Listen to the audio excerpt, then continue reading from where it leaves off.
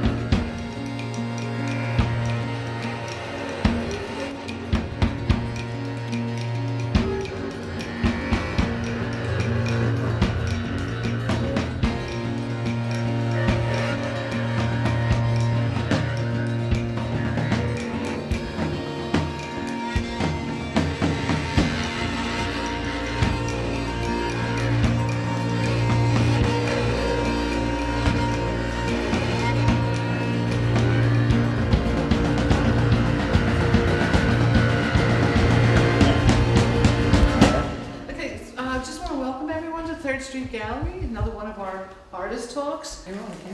Hello, I'm Kim, and today we're going to be with William Hoyt. So would you like to tell us about your show and the title as well? Well, the story, Some Assembly Required. That is just what came to me. Almost all the work in here is from this calendar year, so like from January till now. But they are all done as individual things. And I have a little space where I work, where I can put up whatever I'm working on and decide, is this thing done or not? And then move on to the next. And it's only in my imagination, really, that I can think about how these things would actually work as a whole.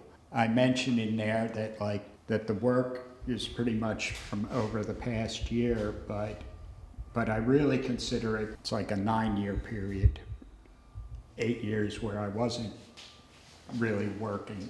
I was now in a new situation and recovering from a variety of things, physical, several procedures, things that I had to get used to, and also living by myself for a while in a new neighborhood.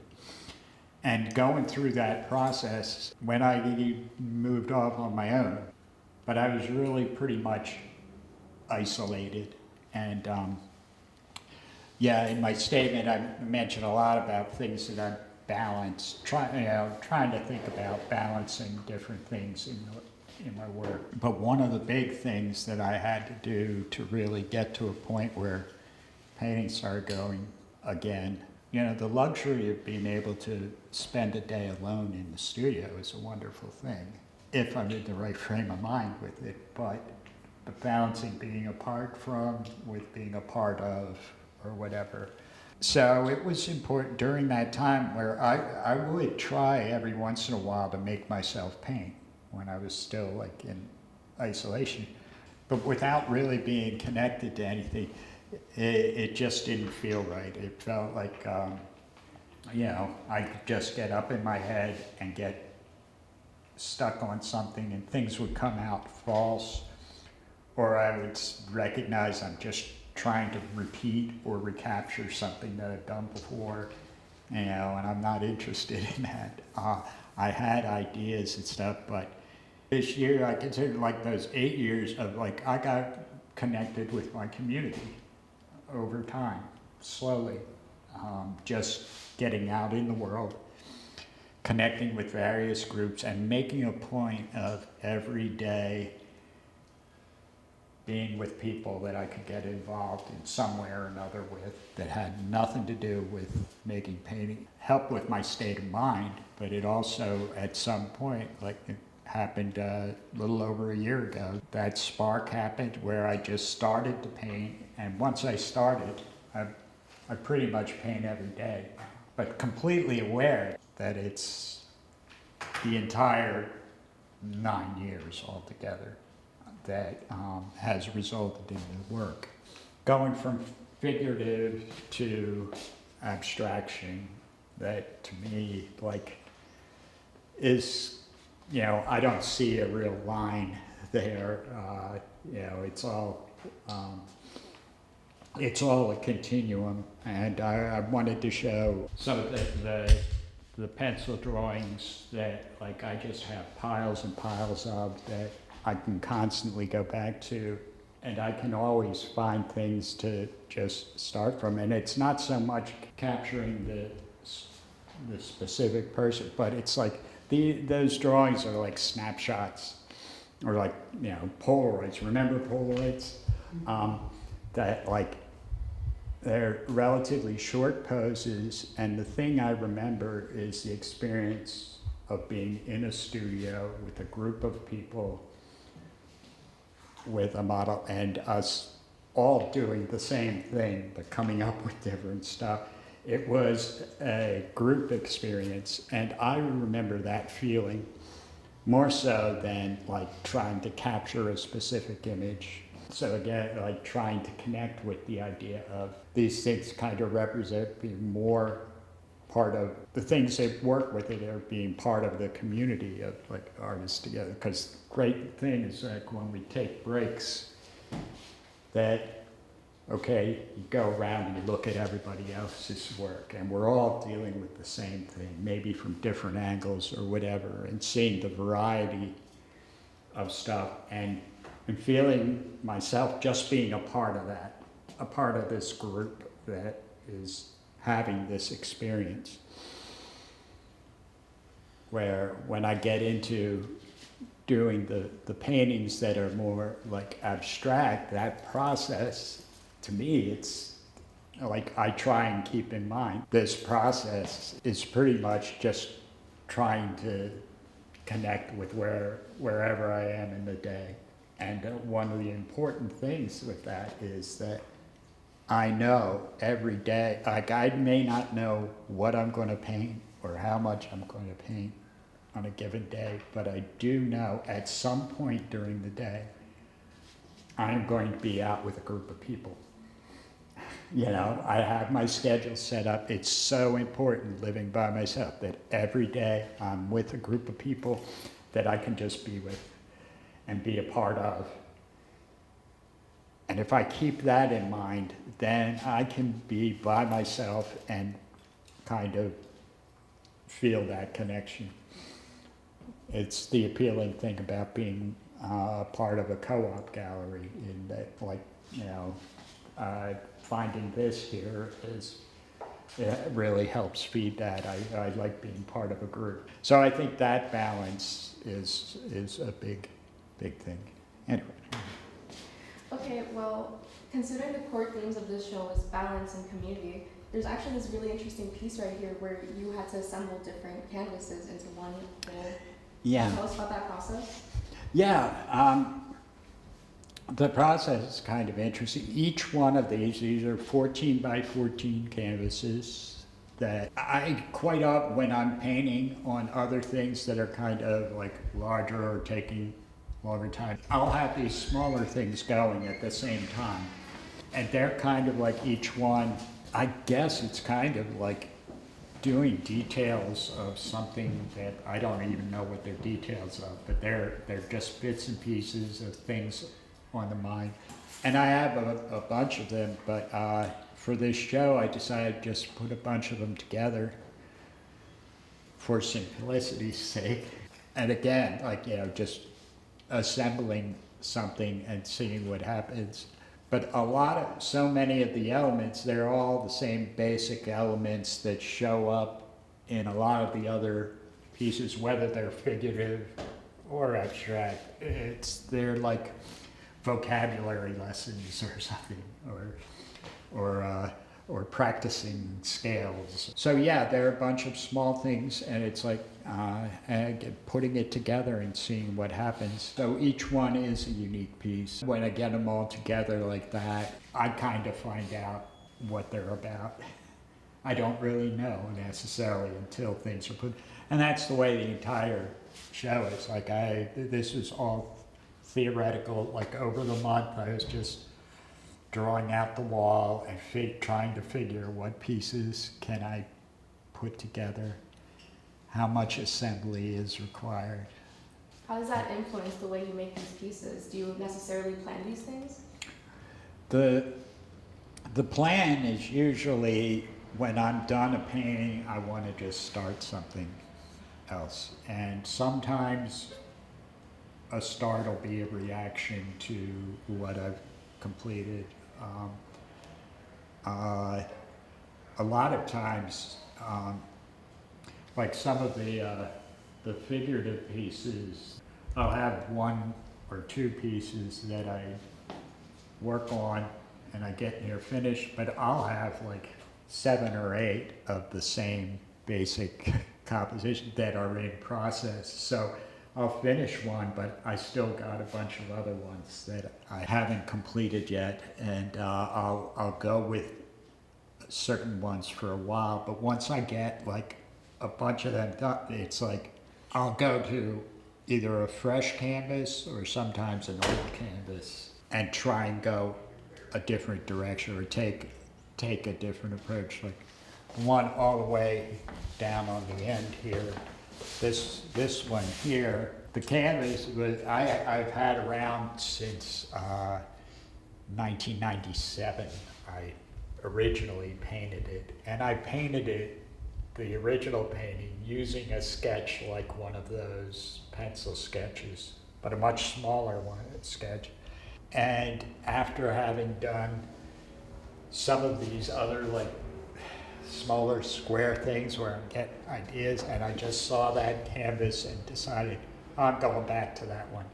I would not tell anybody this is a figure painting, but in my head there's a figure painting and there's a figure drawing that, like, I know the entire history. I still feel it, I still see it when I look at it. I don't consider it a figurative painting for anyone else. The things that were interesting about it were more abstract and coming from these other experiments or whatever. So there's that. This one was an older painting as well. There's a story with it, but like it was an older painting that I'd had around for a long time, maybe around the same amount of time as this one. I started going over a bunch of it with black and just started it out because I remembered a story I heard from a visiting artist when I was in school. I don't know whether it was himself or another artist talking about being in the studio and having to bring a 5-year-old child in with him, a daughter to like hang out with him. He set her up with some crayons and stuff while he was working on some projects, and every once in a while he would stop and look at her drawing. And it was this crayon drawing of, you know, a house and a tree and sun, and a flower or two. It was really nice, and he'd check it out time to time. And then at some point he looked over and she had the black crayon and just covered the entire page with black. Oh, what did you do? You had such a lovely drawing there of that house and, you know, all this stuff. It was really nice. And she just said, oh, it's okay, they're still there, it's nighttime. and that thought, that was a thought. So there's something from the past coming. So literally, this was a very different canvas at one point that I lived with for quite a while, and nighttime came. I did not know that or actually remember that story till after I'd already done it. For some reason, like, I start doing it, and then it's like, oh yeah, I've had this experience before, so. Well, for this piece, actually, you started out with this black paint and just putting it on the canvas. Do you often find yourself taking an experimental approach to your process? It's all experiments. I'm aware more and more of like certain specific kinds of things that I want to keep seeking, you know. But it's still all experiments, and that's where, like, these are the test tubes for it or whatever, that, like, constantly doing little things and seeing how I can apply them to other pieces. Yeah. So you've been an artist for a very long time then. How does it feel for you to discover these new things about yourself and how you do your art?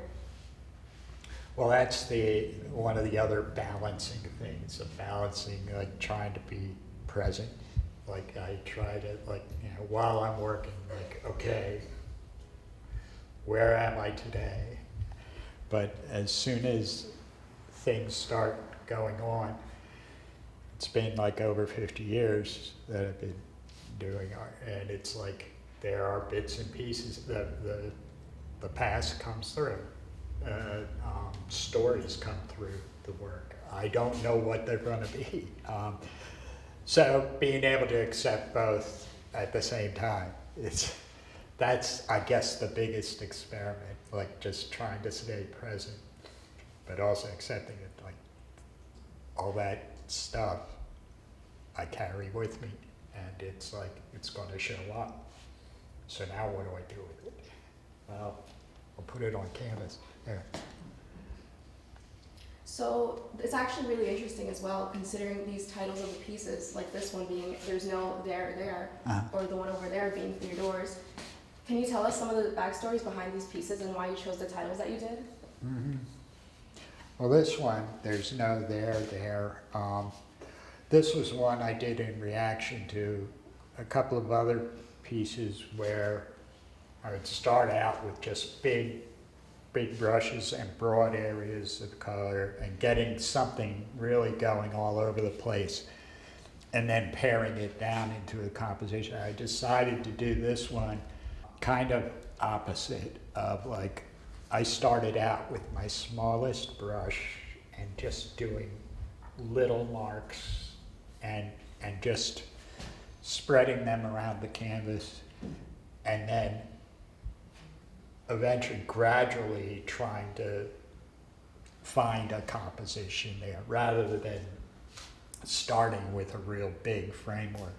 And it went for a long time, like, and at some point when I stopped on it, I realized that there was not a single image or composition. It is kind of all over the place, that, like, but that's okay too, that it's like kind of, the titles come usually after I'm done. I just sit and think about it a little, and yeah, there's no there. What is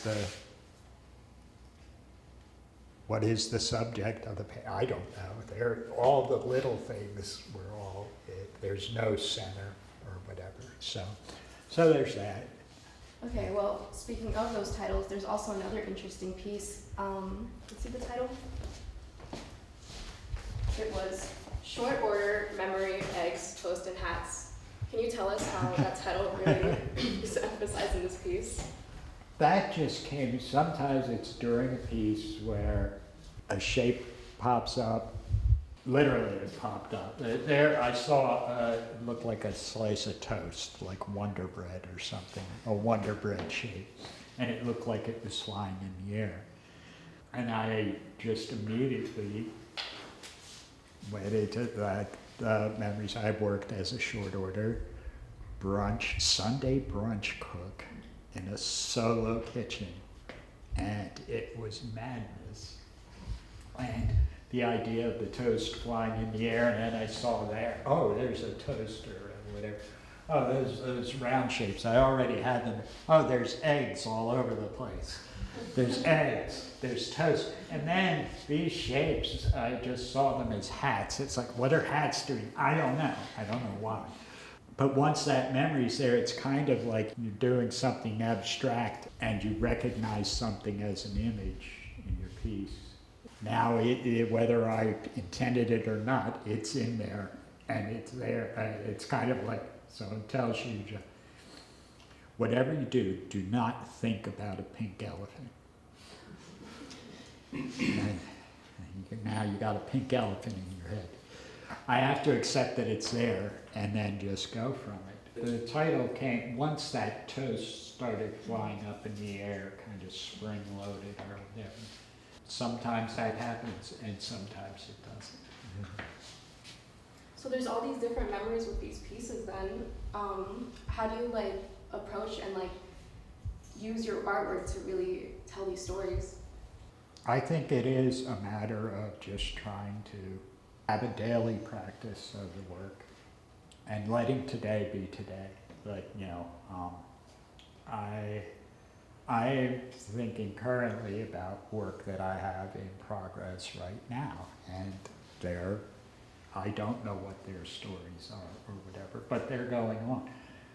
Once I started painting again after that period of not being able to really do the work, it's kind of like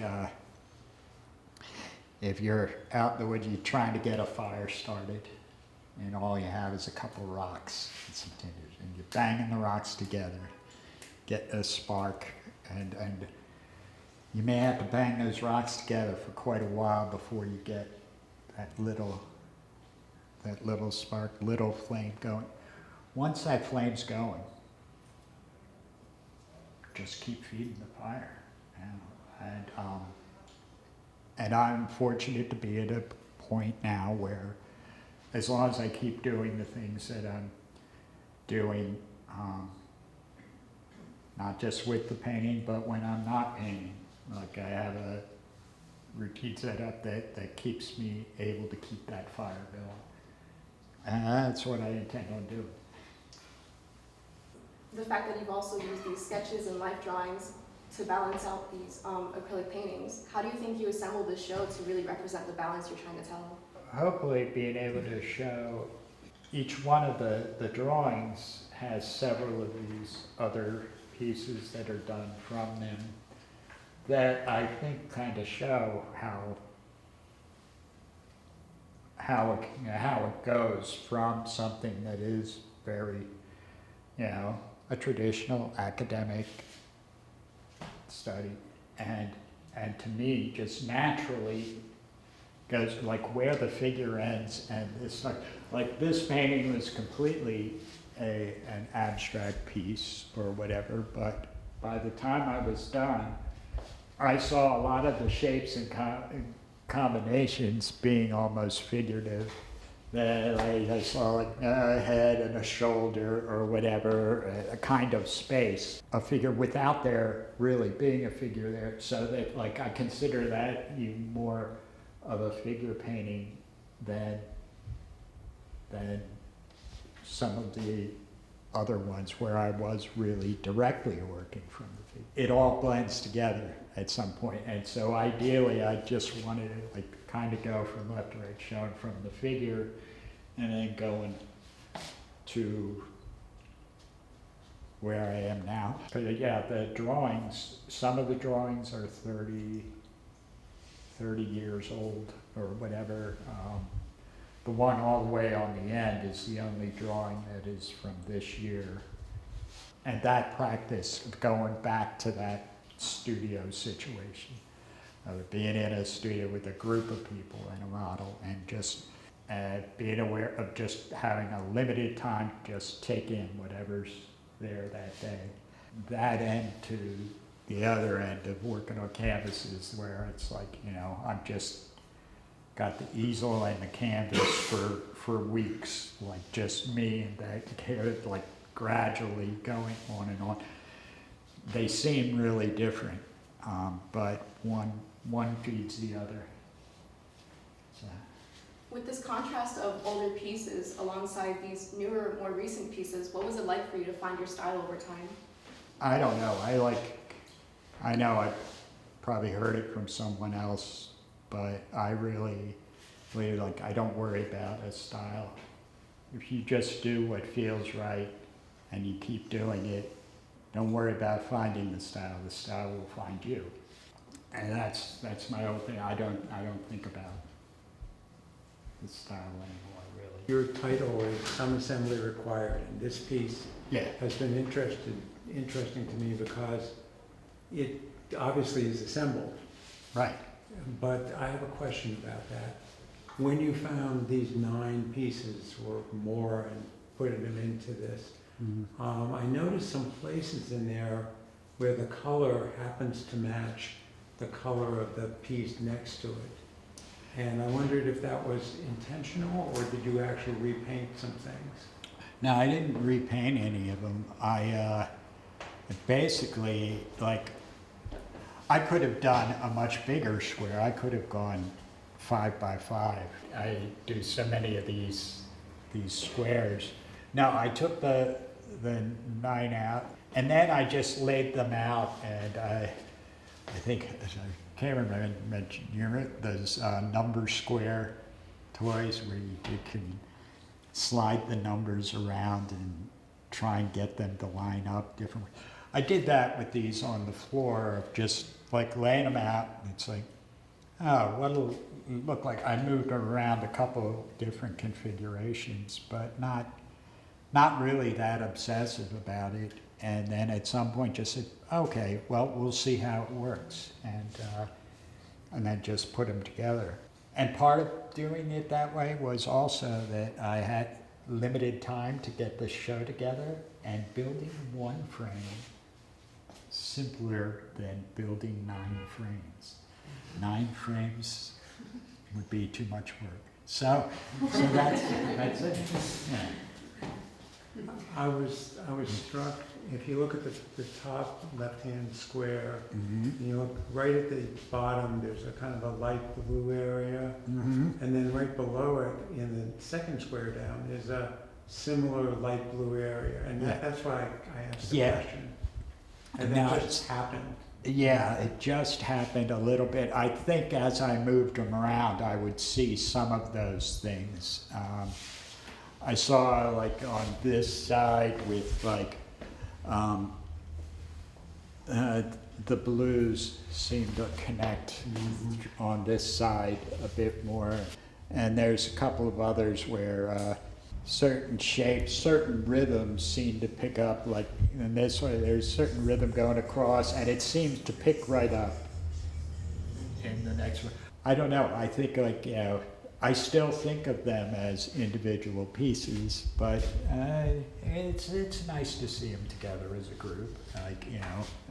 And it has me thinking a little more about combining pieces and perhaps doing that somewhat more consciously. But for this, it was more a matter of, like, these squares of always having, like, you know, while I'm doing other things, I always have, like, these little squares going on that I'm doing just to keep myself busy. Or after I have a bunch of paint out that I've done something on one of my larger pieces, well, I get, there's still some paint left on the palette, and going to one of these squares, and it's like, well, you know, I don't want to waste the paint. So, you know, so it's simple things like that. Yeah. I'm just wondering, are you taking life drawing classes again now? I just go. I'm going once a week. It's an open drawing studio, and I like going there. It's very, you know, it's a familiar feeling, you know. Because I mean, I love the way you use the life drawings to move into the painting. Yeah, because I've been using, like, I have so many stacks of these old drawings that, like, I've been going back to year after year. But to get back into the practice of, you know, doing it is a good feeling. Could you talk about your color palette? It's very distinct. Well, I've been told I'm colorblind. Some sort of colorblind, like really made. I don't know. If I am, maybe that explains it. But I like all the colors. I want all of them. And people ask me my favorite color. I say, yes, color. It's my favorite. I want to keep it going from vibrant, but to, like, keep it from getting disturbing. And that's a challenge that I don't get to recognize until I see my work with other work. And I can realize, oh, I think maybe turned that one up a little too much. I started drawing for a couple of years before I ever took a painting class and stuff. And I was really intimidated by color at first. And I received a criticism a bit early on of that you're just drawing with paint. You're not, it's not about color. You're just using, dark colors and light colors, and you're making a drawing. And now it's kind of like, yeah, I am drawing with paint, and I like to. But I also have learned to just really try and enjoy color and trying time to time to do some different things with it. That my palette is everything. So I think I like the color composition being kind of a counterpoint to drawing composition. That you can draw or have shapes, but then the rhythms of the colors combinations is a whole separate kind of counterpoint. And I really think color more than anything else, it's like a musical element, sort of. Yeah. The subject of color came up, maybe because I'm sitting right across from it, but this one, the white has brought everything out in a way. Yeah. And it's hard to simplify color and do that. Mm-hmm. I think that one, for me, is really successful and different. I'm wondering if that's a new piece or old piece. It was done this past year. It's from this drawing, and I have that one there too. That and I had a couple of others that I did that ended up, for some reason, being somewhat similar. Of They're stronger. having the color, but then having a lot of white, just stronger, larger shape is Right. popping out right. as opposed to the others. I thought that was interesting. Yeah, it did that. And that's something that it ends up just coming from the drawing. Somehow that's my reaction. I at some point, a lot of the color shapes are similar to a lot of the colors and shapes that I use in a lot of other pieces. Using the white to kind of tie things together, and I did it in a variety of different pieces in different ways. I'm trying, because what are you doing here? I don't know. The experiments continue. Well, do you have any closing thoughts that you'd like to leave the audience with? Thanks everyone for coming, and this is not so bad. That's my closing thought. It's not so bad. Well done, Thanks. Bill.